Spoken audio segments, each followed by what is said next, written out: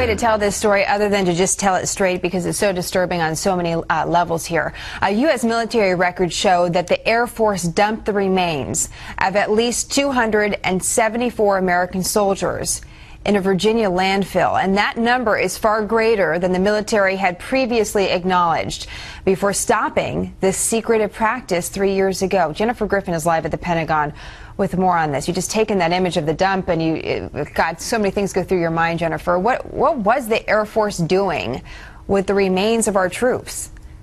Well, Jenna, this is the type of story that should rock this building and should cause heads to roll at the Air Force. I remember when Secretary Gates found out 3 years ago that the Dover mortuary was taking the cremated remains of service members and cremating them in a pet cemetery mortuary. That, it appears, was just the tip of the iceberg. What has been revealed in an investigation by the Washington Post is that the Air Force, which runs Dover mortuary, was essentially taking the remains of 274 military personnel, as you mentioned, the parts of those who had been killed between 2004 and 2008. There were more than 1,700 fragments that were cremated and sent to this King George landfill in Virginia, essentially a trash dump.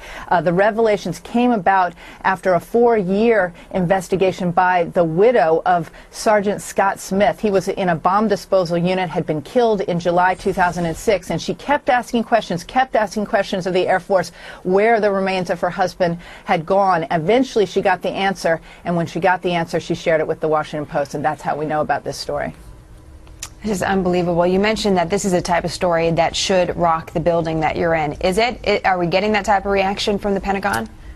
Well, the Air Force has been slow to react. The Defense Secretary's spokesman, who I spoke to this morning, George Little, says that the Secretary is aware of the story, and he is supporting right now a practice that began in 2008, which is to bury the cremated remains at sea. But the Air Force says that there were so many pieces coming back from the wars in Iraq and Afghanistan that they could not DNA match all of those fragments. And what I know from my experience when I covered suicide bombings in Israel, Israel had a very, very quick system to match all the DNA of anybody who was killed in a suicide bomb blast so that they could be given a proper Jewish burial within 24 hours. So the fact that the Air Force says that there wasn't a technique to match those fragments just is not true from my experience. Jenna. This is really interesting context. A very upsetting story. We'll continue to keep our viewers up to date on